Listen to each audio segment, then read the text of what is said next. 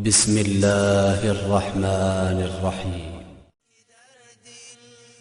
نوری ایمان آفرید در شبی تاریک بنگر ماهی تابان آفرید با ملایی گفت آن دم آدمی را سجده کن توق لعنت در جهان از بهر شیطان آفرید آن خداونده که در دل نوری ایمان آفرید.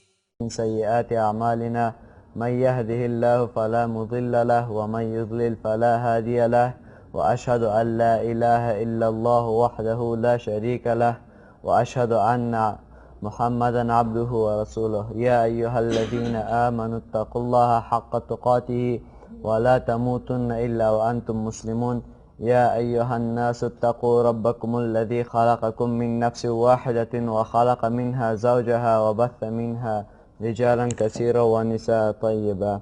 السلام عليكم ورحمة الله وبركاته. موضوع درس امروزی در عقیده قرآن و سنت در مورد ذبح می باشد که احکام ذبح به دو قسم است که قسم اولش احکام اعتقادی می باشد و دومش احکام فقهی که از نگاه عقیده ذبح یک عبادت است. مؤمنان ذبح حیوانات و قربانی را فقط به نام الله سبحانه و تعالی انجام میدهند. مشرکین در عصر جاهلیت حیوانات در زیر پاهای بتها خونش در پاهای بتها میزدند و امروز زیادتر از مشکلات در ذبح وجود دارد که بعضی در مقابل اشخاص حیوانات ذبح میکنند که بعضی ها در قدم های عروس حیوانات و یا پرندگان ذبح میکنند، بعضی ها در مقابل قبرها حیوانات ذبح میکنند. در مورد ذبح احکام اعتقادی در این درس درباره‌اش در قرآن و سنت میخوانیم که سوالات زیر به ما این درس که امروز میخوانیم جواب میده که ذبح در لغت و در اصطلاح اعتقادی چی معنا دارد و دلایل عبادت بودن ذبح چیست، ذبیحه در کدام احکام حرام می باشد و در کدام احکام خوردن گوشت ذبیحه حلال می باشد و حکم کسی که ذبیحه را با مخلوق انجام میدهد چی است. بسم الله الرحمن الرحیم. ان الحمد لله نحمده و نستعینه و نستغفره و نعوذ بالله من شرور انفسنا و من سیئات اعمالنا من یهده الله فلا مضل له و من یضلل فلا هادی له و اشهد ان لا اله الا الله وحده لا شریک له و اشهد ان محمدا عبده و رسوله. یا ایها الذین آمنوا اتقوا الله حق تقاته ولا تموتن الا وانتم مسلمون. يا أيها الناس اتقوا ربكم الذي خلقكم من نفس واحدة وخلق منها زوجها وبث منهما رجالا كثيرا ونساء. يا أيها الذين آمنوا اتقوا الله وقولوا قولا سديدا يصلح لكم أعمالكم ويغفر لكم ذنوبكم ومن يطع الله ورسوله فقد فاز فوزا عظيما. اما بعد.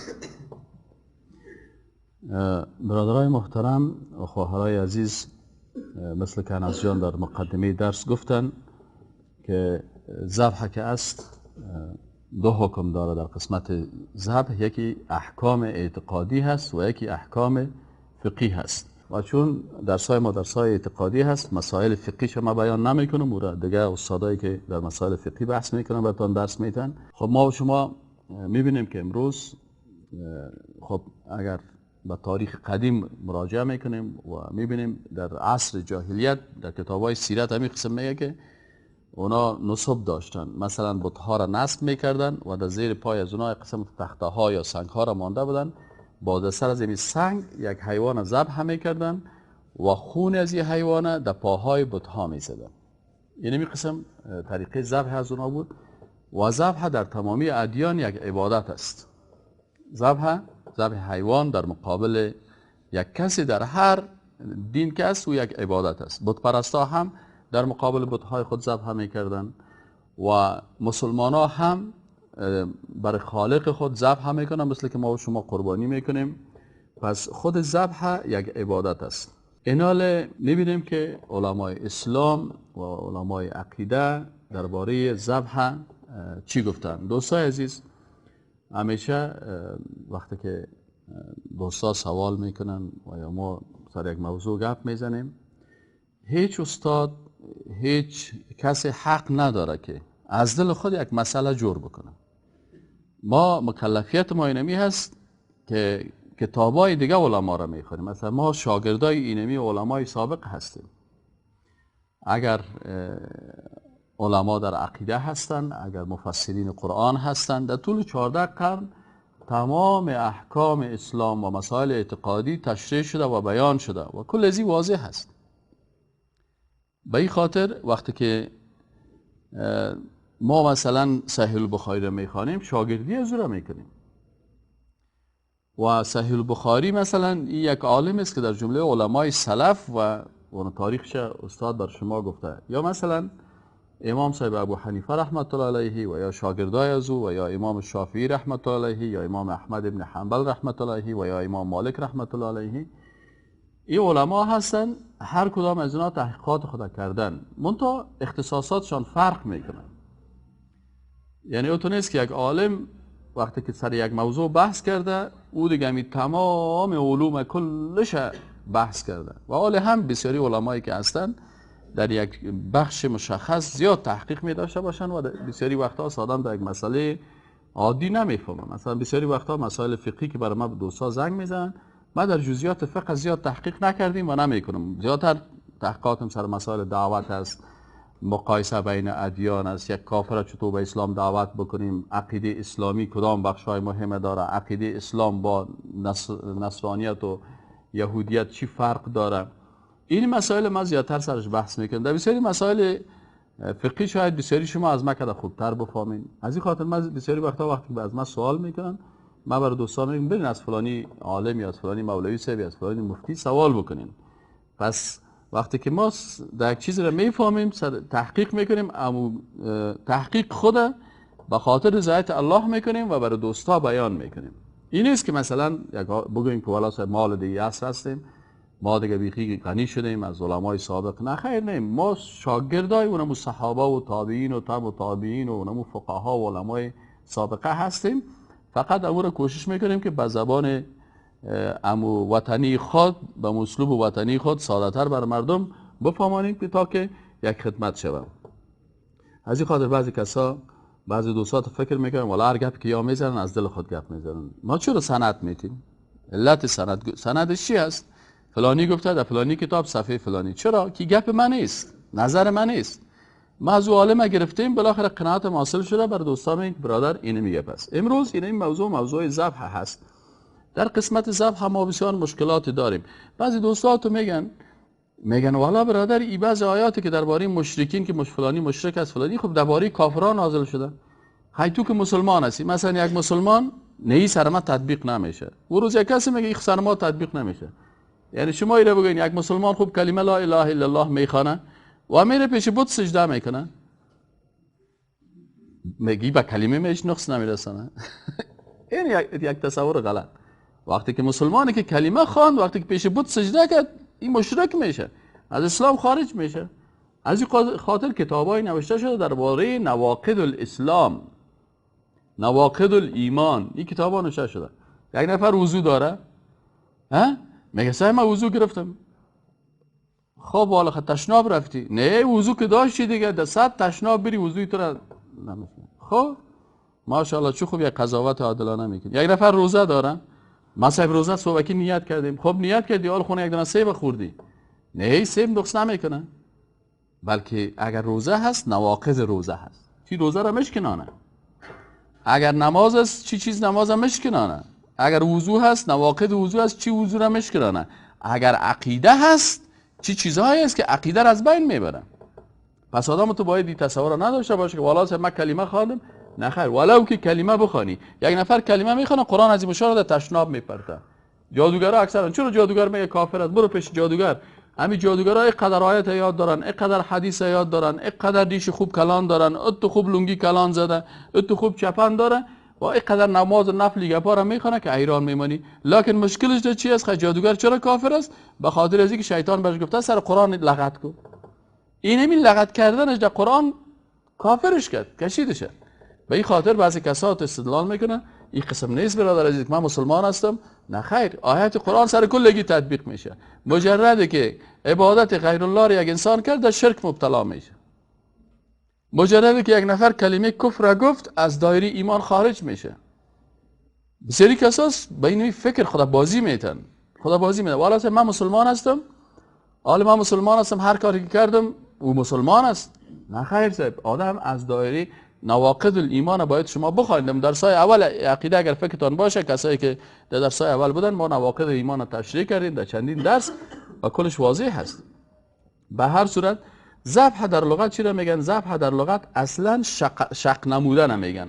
وقتی که عربا میگن ذبح، شق نمودن و اونمو گردن مری و حلقوم یاری اینو ذبح میگن. و ذبح باز کسر زال هم استعمال شده در قرآن عظیم شان. ذبح چی را میگن؟ اما حیوانی که آماده برای چی میشه؟ برای ذبح میشه، او رو ذبح میگن در زبان عربی. اگر زالش از ذبح دادی امی عمل مانایش میته، و اگر کسره دادی مانای چی را میته؟ اما حیوان ذبح میگن. از این خاطر در آیات قرآن چی میگن؟ الله سبحانه و تعالی در قصه اسماعیل علیه السلام و در قصه پدرش ابراهیم علیه السلام چی میگن؟ میگه و فدیناه بذبح عظیم. ما فدیه دادیم یا عوض از او آوردیم به چی؟ یک گوسفند، یک ذبح. اما ذبح اینجا چی رو میگن؟ اما گوسفند یا قوچی که برای او داده شد. خب ذبیحه هم امو چی رو میگن؟ امو حیوانی که آماده ذبح شده او رو ذبیحه هم میگن و ذبح هم میگن در لغت. ذبح در اصطلاح ما براتون گفتم که یکی در اصطلاح فقها است که من در او غرض نمیگیرم، زیاد مسائل زیاد دارن، لکن خود ذبح حیوان ایره علمای عقیده چه قسم تعریف کردن؟ اینا در اصطلاح عقیده فکرتان باشه که کسی فقه را خوانده باز نگوید که استاد این تعریفی که کردی با اون تعریفی که ما در مسجد خوانیم فرق میکنه. اون تعریفی که در مسجد خوانی اون تعریف چی است؟ فقهی است، یک عالم فقه گفته. اما این تعریفی که من برات میگم این تعریف چی است؟ نزد علمای عقیده هست. از این خاطر تعریف فرق میکنه. علمای عقیده در مورد ذبح چی میگن؟ میگن ازحاق الروح به اراقت الدم على وجه الخصوص تقربا الى الله سبحانه و تعالی. میگه چی است؟ کشیدن روح است با اراقت الدم، با ریختاندن خون، على وجه الخصوص به یک طریقه خاص. طریقه خاص همی است که کارده میگیره و گلوله از رو چی میکنه؟ پاره میکنه و او را ذبح میکنه. تقربا الی الله سبحانه و تعالی، به خاطر تقرب و نزدیک شدن به کی؟ به الله سبحانه و تعالی. پس در نزد علمای عقیده کشتن حیوان که روحی از این برای به شکل خاصی که او را ذبح میکنیم که مثلا چپ میشه و الله اکبر گفته میشه، با کدام هدف نیت میشه؟ به خاطر تقرب و نزدیکی به الله سبحانه و تعالی. چرا عبادت انسان کی به الله نزدیک میسازه؟ عبادتش. هر قدر که عبادت زیاد کردی به مو اندازه به الله چی میشی؟ نزدیک میشی. واسجد واقترب، سجده بکو به الله چی هستی؟ نزدیک هستی. وقتی که ذبح حیوان به خاطر الله میکنی، یک نفر قربانی میکنه به خاطر الله، چی میشه؟ این به الله چی میکنه؟ نزدیک میسازه. این قسم است. اما بت پرستا چی میکردن؟ میگفتن ما پیش بت میریم، بازی بت ما را دست ما را میگیره، چی میکنه؟ قریب به الله میکنه. این ضد عقیده اسلامی هست. عقیده اسلامی است که تو با ایمانت، با اعمال صالحت، با تواصل بالحق و تواصل بالصبر چی میشی؟ به الله نزدیک شده میری. خب و این نزدیکی معنی از این نیست که ما نزدیکی فکرتان باشه وقتی که میگیم به الله نزدیک شدیم، این نزدیکی معنوی هست، نه نزدیکی مادی. نزدیکی خدا با الله نزدیکی مادی باید فکر نکنیم. ما با الله نزدیک هستیم لکن به حساب چی؟ معنوی. یعنی مقام تو، رتبه تو چی میشه؟ پیش الله بلند شده میره. معنای نزدیکی هست. معنی از این نیست که مثلا العیاذ بالله ما دو جسد فکر بکنیم والا مکت استاد نزدیک شدم. این تصور از ذهنتان بکشین. چرا که وقتی که به الله نزدیکیش مثل انسان واره نیست. لیس کمثله شیء. باید در عقیده بسیار دقیق باشین. خب اینو فهمیدیم که در اصطلاح اینا میگن آیا خود ذبح عبادت است؟ وقتی که میگیم عبادت است متوجه باشین الاصل فی العبادات، در اصل در عبادت ها حرمت است. خوب فکرتان باشه، یکی عبادت است، یکی اشیا هست. یک قاعده هستی را باید هر مسلمان دقیق یاد داشته باشه. اگر یاد نداشتی برات مشکل هم اعتقادی پیدا میشه و هم مشکل فقهی پیدا میشه. اصل در عبادات حرمت است. وقتی که یک نفر میگه اینی عبادت است، برش میگیم که عبادت گپک تو زدی حرام است، عبادت نیست، این بدعت است. به شرط عبادت میشه که نص قرآن و سنت وجود داشته باشه. اما اگر نص نداشت، عبادت قبول نمیشه.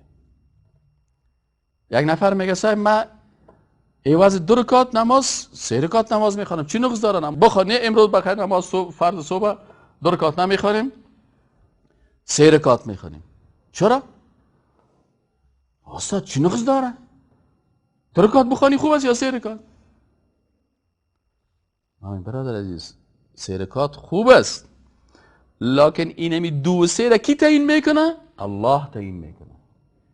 اینه کی تبلیغ میکنه؟ رسول الله تبلیغ میکنه. پس وقتی که الله و رسولش بر ما تعیین کرده که نماز صبح 2 رکعت فرض بخوانین، هیچ کس حق نداره که 3 رکعت بسازه. چون تعیین عدد از طرف کجا هست؟ الله هست. تعیین روز عبادت هم از طرف الله هست. تعیین کیفیت اینو باز ما شما انشاءالله در مسائل پسان که میده در درس‌های دیگه عقیده باز بحث میکنیم. خلاصه چی است که تعیین زمان عبادت، تعیین مکان عبادت، تعیین کیفیت عبادت، متوجه هستین؟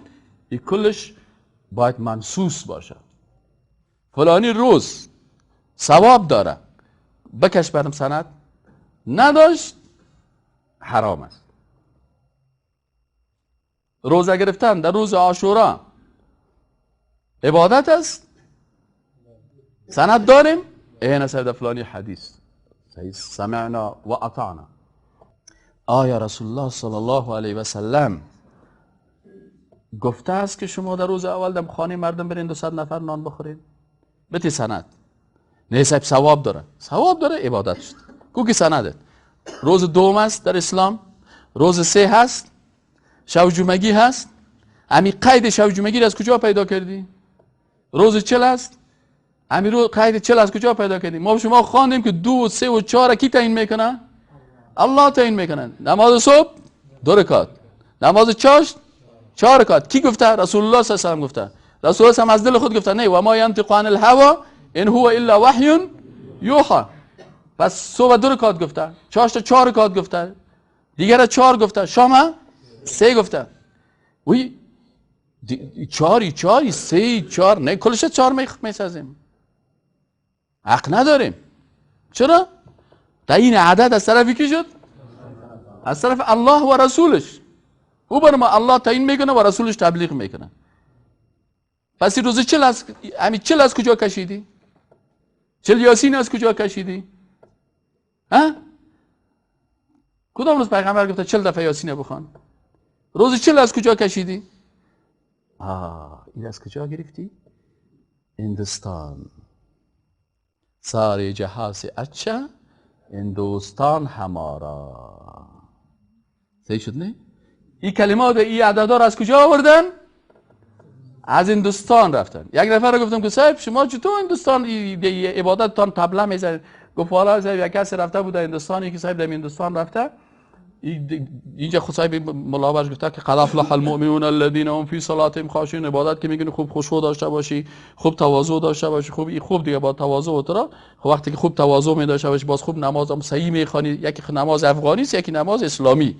نماز افغانی که ما میخوانیم خوب 20 رکعت هم این میک این افغانستان است. میدن این میدن افغانستان است. این نماز 20 رکعت تراویح که 29 رکعت در نیم ساعت میخوانیم، این دیگه ملاهای دیگه دنیا نیست. صحیح نه؟ این در افغانستان است، این میدن افغانستان است. اما نمازی که رسول الله صلی الله علیه و خوانده او را که تو میخوانی و رکوع میکنی و سجده میکنی و در رکوع بسیار طال میخونی و سمع الله لمن حمیده خوب به اندازه رکوع استاد میشی، این خصوصا رو خسته میکنن. این نفر صاحب وقتی که هندوستان رفته، در هندوستان که رفته صاحب که نگرایده یک مجلس که صاحب چیز دول است و چی رقص است و زن و مرد میرقصن صاحب چی گفت؟ پس عبادت است. عبادت کی است؟ عبادت اون دو است. این صاحب دیگر رفیقای خود گفت خواهی مرا خوار داشت؟ شما خدا چی کنین؟ شما خود کنترل کنید. صاحبی رو ورداشته اونجا خوب دل خود هندوستان یخ کردن. پس کاملا گفتن مردم افغانستان دیگه چی گناه داره؟ یا چی گناه داره که بیچاره نکنه؟ بیایید صاحب یک طریقه را جور میکنیم. ایران صاحب دول بزن صاحب دیگه صاحب اتن پرتو برقص و برقص و برقص و برقص و برقص. عبادت دولکی میدن کجاست؟ اندیا. از کجا آوردنشه؟ از هندوستان. اما در رسول الله صلی الله علیه و صحابه کرام چه قسم؟ صحابه میگه ما چه قسم عبادت میکنین؟ میگه قبل از نازل شدن قد افلح المؤمنون ما یگان دفعه سر خود به طرف آسمان بلند میکردیم در نماز. الحمدلله رب العالمین. میگه وقتی که آیت نازل شد که قد افلح المؤمنون الذين هم فی صلاتهم خاشعون، میگه ما جرأت نداشتیم که در نماز سر خود طرف آسمان هم بلند بکنیم، فقط به اون جای سجده نظر میکردیم. گفتیم که ذبح چی است؟ عبادت است. چی دلیل داری؟ باید دلیل داشته باشیم. دلیلش از قرآن عظیم الشان چی است؟ اعوذ بالله من الشیطان الرجیم بسم الله الرحمن الرحیم انا اعطیناک الکوثر فصل لربک وانحر. فصل پس نماز بخوان، لی خاص برای کی؟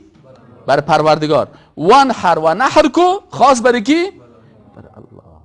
پس نحر ذبح کردن چی شد؟ خب اینه که عبادت میگی با اساس دلیل چی میگیم؟ علامه ابن کثیر رحمه الله تعالی چی میگه؟ میگه فصل لربک وانحر که سوره کوثر آیت دوم است در سپاره سیوم. میگه اخلص له صلاتک، نماز تا خاص بر الله بکو، و ذبیحتک، اخلص له صلاتک و ذبیحتک. این گپ کی است؟ علامه ابن کثیر مفسر بزرگ است. این علامه ابن کثیر کل دنیا قبول داره. متوجه هستین؟ این علامه ابن کثیر مفسر هست که این کل دنیا قبول داره، مفسر بسیار بزرگ است. اینال چی میگه این؟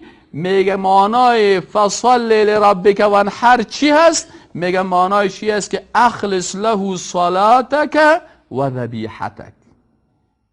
اخلص چی معنی؟ یعنی اخلاص کو، خاص بگردان برای الله چی نه؟ نمازتا و ذبیحتا. فهمیدی یا نه؟ این معنای فصل لربک وانحر است. چرا میگه؟ خب علامه ابن کثیر رحمت الله تعالی علیه بر ما بگو که چرا؟ میگه فإن المشرکین، خب فکرتانه بگیرین، فإن المشرکین كانوا یعبدون الاصنام و یذبحون لها. میگه مشرکین چی میکردن؟ عبادت اصنام میکردن، عبادت بت‌ها را میکردن، و یذبحون لها و ذبح میکردن برای چی؟ برای بت‌ها. آفرین. فامره الله تعالی بمخالفتهم، الله سبحانه تعالی بر از اینا به مخالفت از اینا امر کرد که شما با بت، با انسان، با مخلوق نماز هم نخوانین و ذبح هم نکنین. صحیح نه؟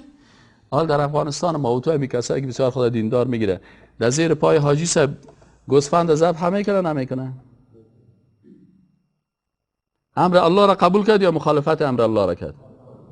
مخالفت امر الله را در عبادات، این در مسئله اعتقادات شد. در اعتقاد کسی که مخالفت امر الله را میکنه او مسلمان باقی میمانه؟ این عروسه که میاره کتک کت حاجی صاحبا صدا نمیکنه که بیار مرغه؟ ها؟ نمیکنه؟ مولای مجید هم اونجا سایل داره نداره؟ ها؟ سیست نه؟ خب همین مرغه که آورد از زیر پای عروس وقتی که ذبح کرد خورش هم در بوت عروس میزنه نمیزنه؟ امو عادت 14 قرن پیش جاهلیت کرد نکرد؟ ها؟ خب اگر ابو جهل که نواسه پیغمبران بود نبود؟ قریشیان بود، کلی خانه کعبه و بسیاری وقتا هم کلان خانه کعبه بود. او اگر ذبح کرد که نواسه ابراهیم و اسماعیل هم است، نبود؟ ها؟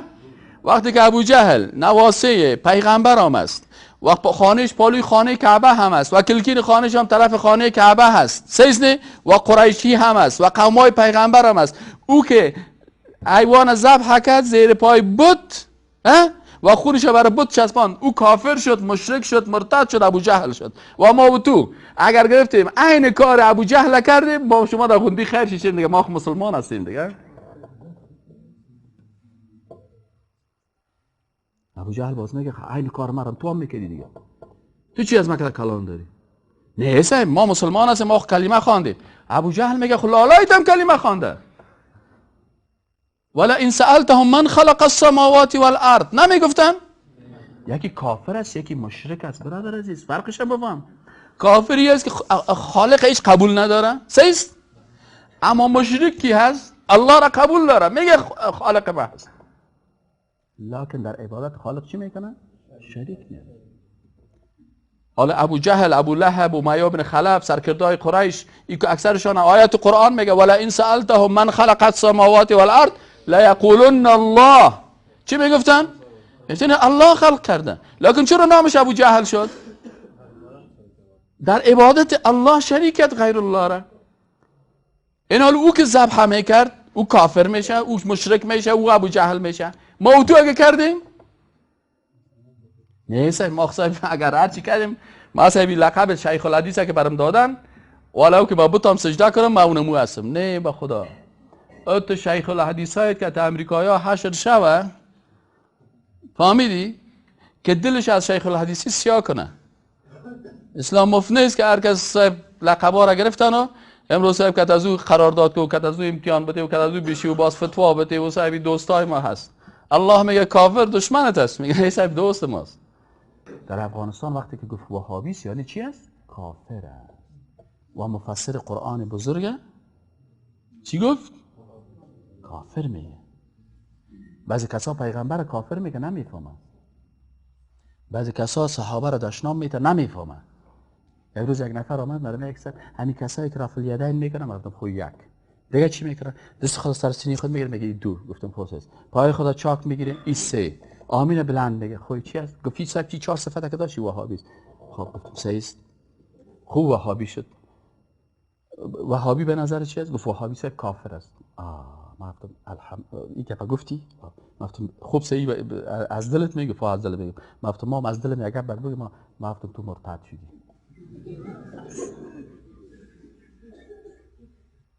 دخانیم شیشته که کلچه هم برش مانده، گفتم که کام نوش جانت خاریم آمدی برآمدی مرتد.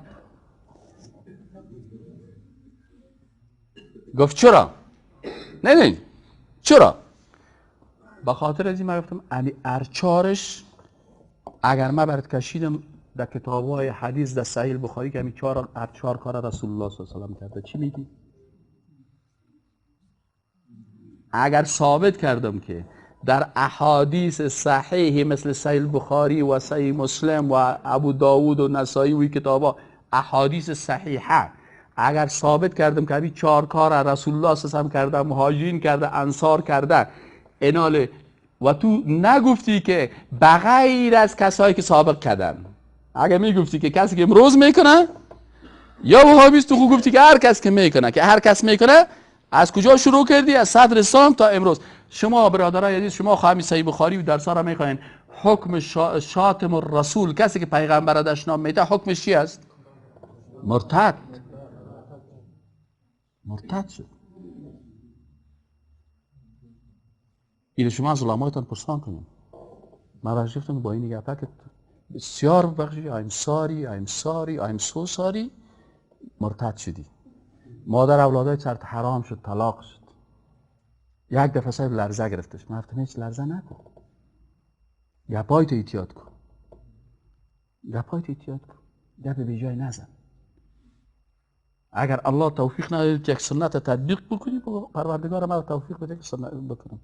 یا مثلا اختلافی هست، خیر از مثلا قناعت حاصل نشده، یا صاحب چطور است، یا مثلا فلانی هست یا فلانی است، یا منسوخ است یا چطور است.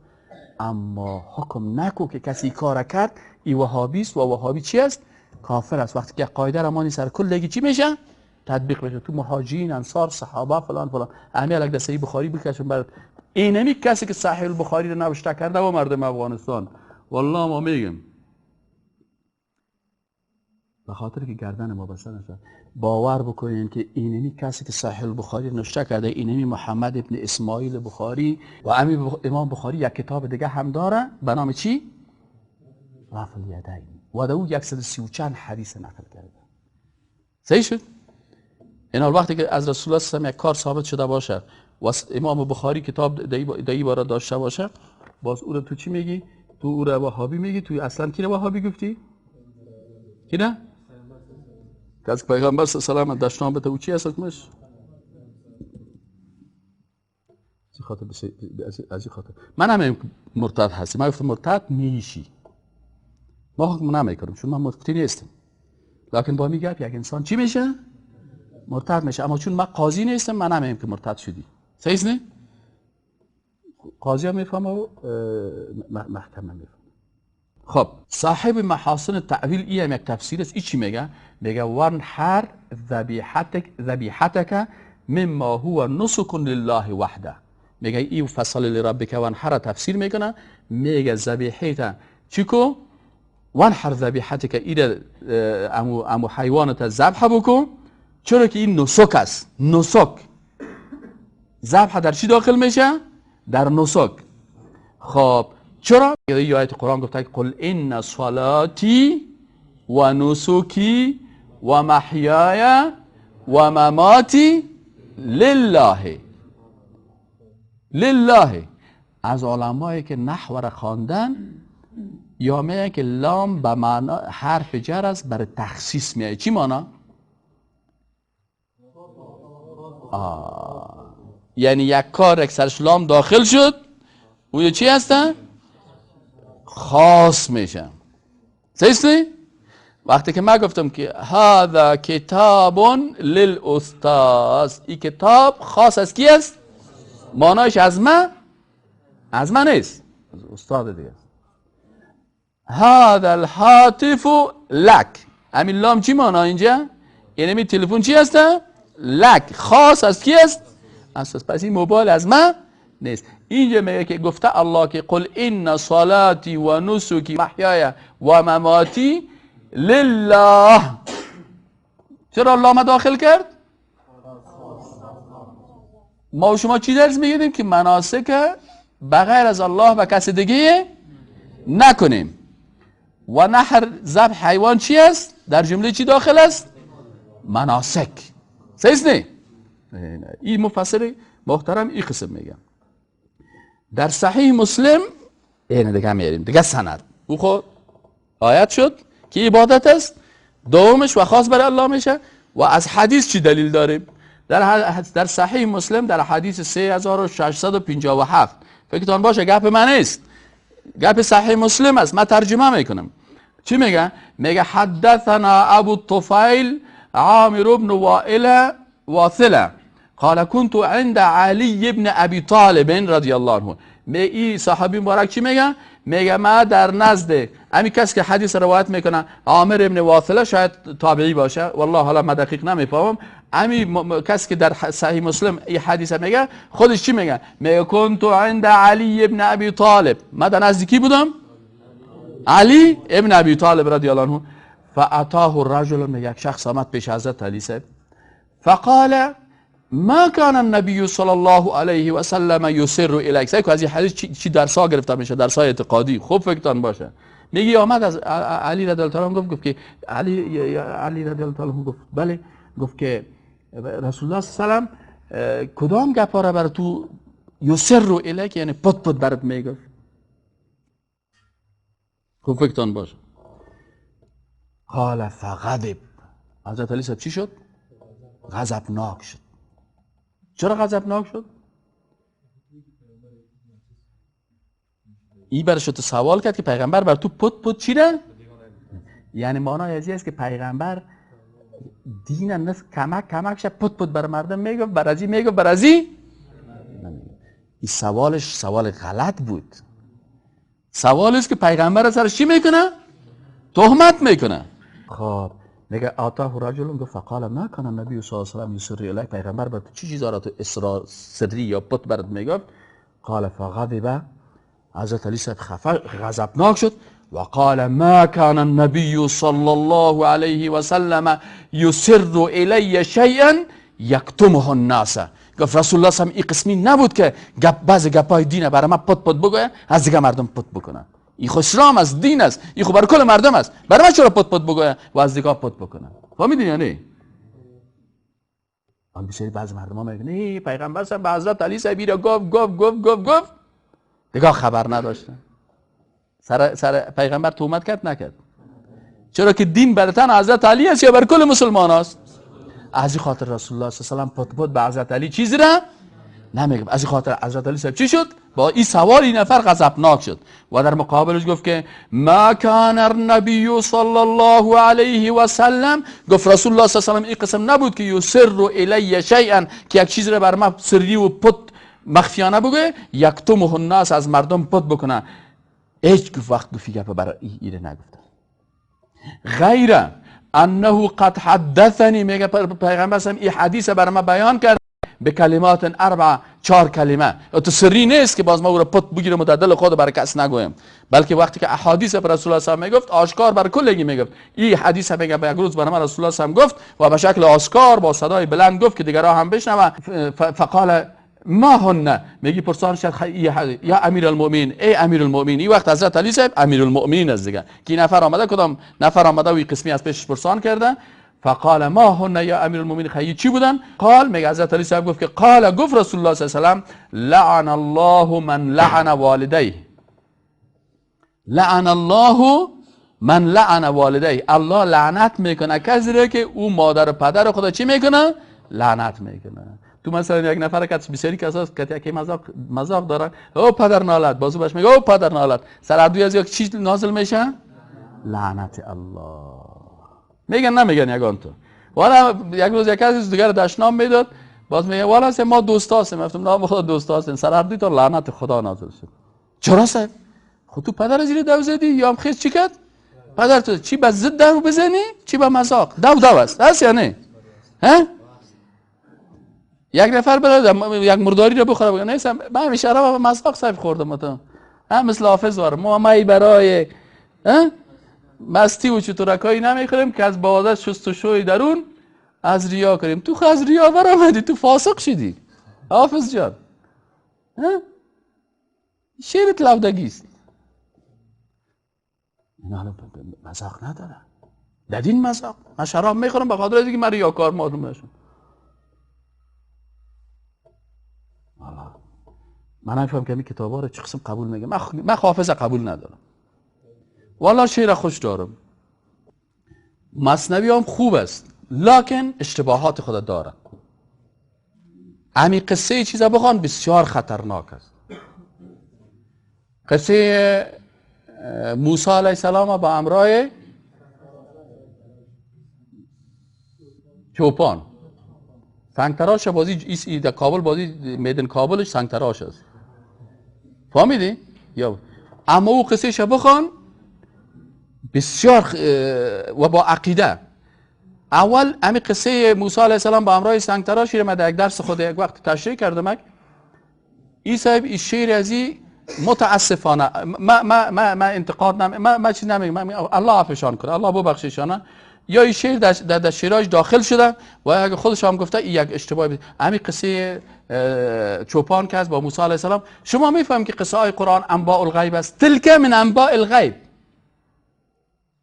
نحن نقص الیک احسن القصص و رسلا. بعضی پیغمبرا را قد قصصناهم، ما برای پیغمبر قصهش گفتیم، و رسلا لم نقصص علیک، ما قصهشان نگفتیم. پس قصه های پیغمبرا مربوط به چی میشه؟ به غیب میشه و پیغمبر صلی الله علیه و خبر داده شده. عالمی قصه چوپان و اینمی موسی علیه السلام در کدام کتاب، در کدام آیت قرآن و در کدام حدیث آمده؟ از این خاطر این قصه ساختگی است. بعضی امیر از قرآن و از حدیث هم که در راجع‌تر میدادن. همین مثنوی خواندن و مثنوی شنیدن یک قدر ترجیح میدن. اشتباه است. الله هدایت کنه، الله هدایت کنه. یعنی در مثنوی اشعار بسیار خوبش هست، لکن بعضی اشعارش بسیار مشکلات اعتقادی داره و با خصوص مدگاهش و قضیات، چون ما از اول تا با آخر نخواندیم، ما هم تو گلچین یک عنوانایش خواندیم، بعضی شعرهاش خوشم میاد، لکن در اینمی قسمت من رد نمی کنم، لکن در این قسمت قصه چوپان و سنگ تراش است، اینجا بسیار گپای خطرناک میه و این با دقت اگر خواستین کدام روز من براتون امیال کامپیوترم همین شیرا هست، باز اگر فرصت بود که در دست ما چیز نشه که امیر من یک دفعه تشریح کردم برای این برادرها، بسیار خطرناک است. یکی از درسایم من امیر تشریح کردم، یعنی بیخی دیگه چی است، الله عافیش کنه، الله عافیش کنه، الله عافیش کنه. من سرکس حکم نمیکنم، منتها والله اعلم دیگه. این حال حضرت علی صاحب چی گفت که لعن الله من لعن والده، یعنی در قسمت شاعرها خود رسول الله صلی الله علیه و سلم شاعرها داشت، شعر چیز بد نیست، متوجه هستین نه؟ لکن اکثریت شاعرها گمراه هستند. الشعراء یتبعهم الغاوون، قرآن میگه بسیاری شاعرها را کی پیرویشون نمیکنه؟ اکثرا شعرها را پیرویشون شاعرها را کی میکنه؟ سازنده. صحیح نه؟ الم تر انهم فی کل واد یهیمون و یقولون ما لا یفعلون الا الذین، استثناء بعض شاعرها خوب مردم هستند. و اونو شاعرها کدام شاعرایی بودن که صحابه و تابعین و تبع تابعین بودن، عالم شاید باشن. از او خاطر اونا کسای مردمای خوبی بودن که چی میکردن؟ که اونا وقتی که شعر میگفتن از قرآن و از دین و از چوکات اسلام بیرون نمیشدن. خب حالا چی گفت؟ گفت لعن الله من لعن والده و لعن الله، فکرتان بگید، سعی کنین دقت خوب، حدیث رسول الله هم حدیث صحیح مسلم است. چی میگه؟ و لعن الله من ذبح لغیر الله. کی خوب عربی میفهمه؟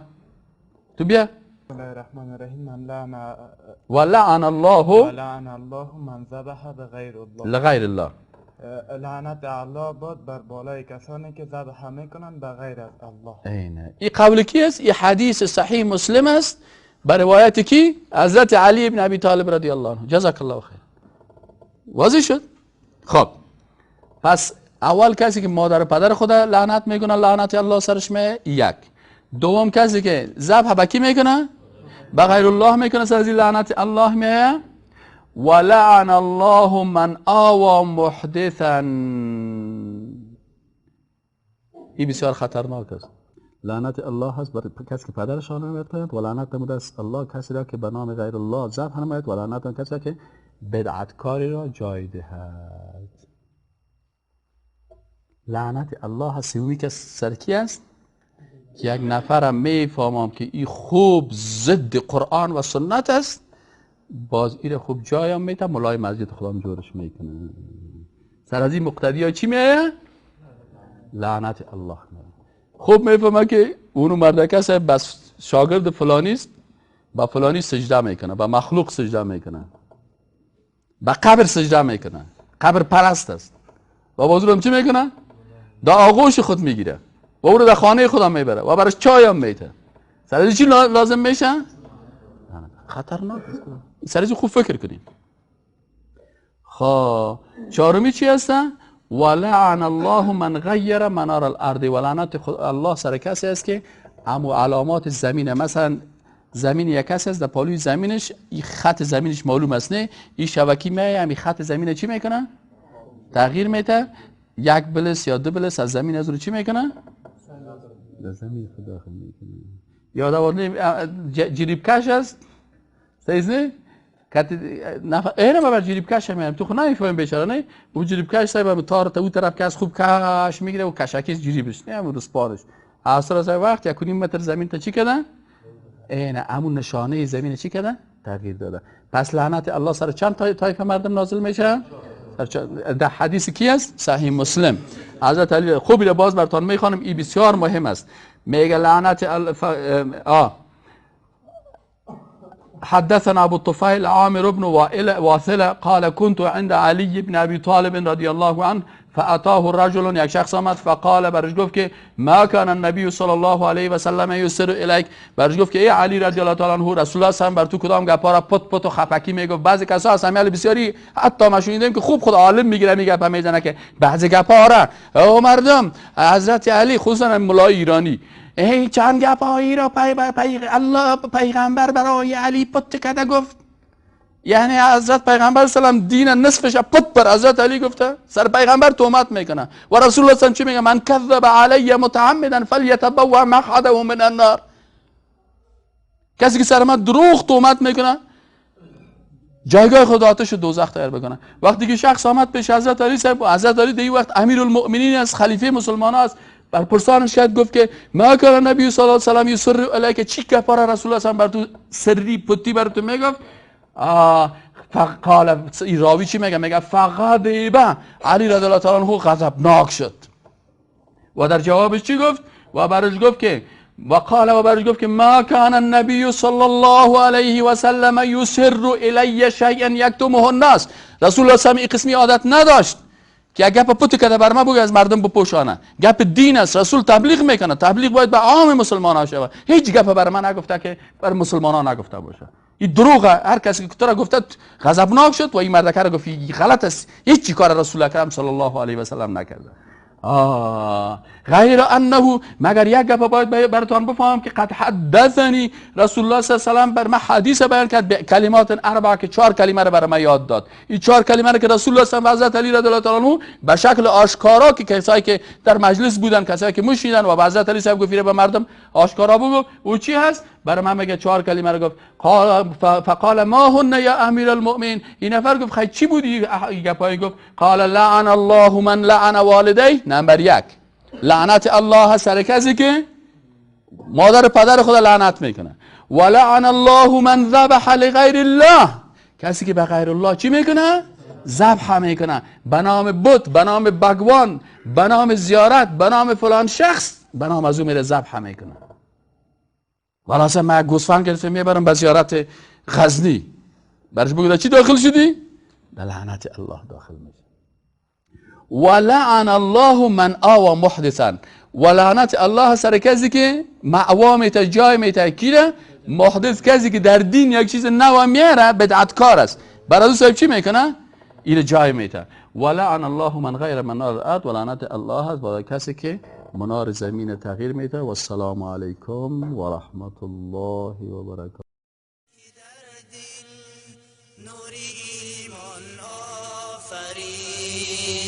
در شبی تاریک بنگر ماهی تابان آفرید. با ملایی گفت آن دم آدمی را سجده کن. توق لعنت در جهان از بهر شیطان آفرید. آن خداونده که در دل نوری ایمان آفرید. در شبی تاریک بنگر ماهی تابان آفرید. آن خداونده که در دل نوری ایمان آفرید.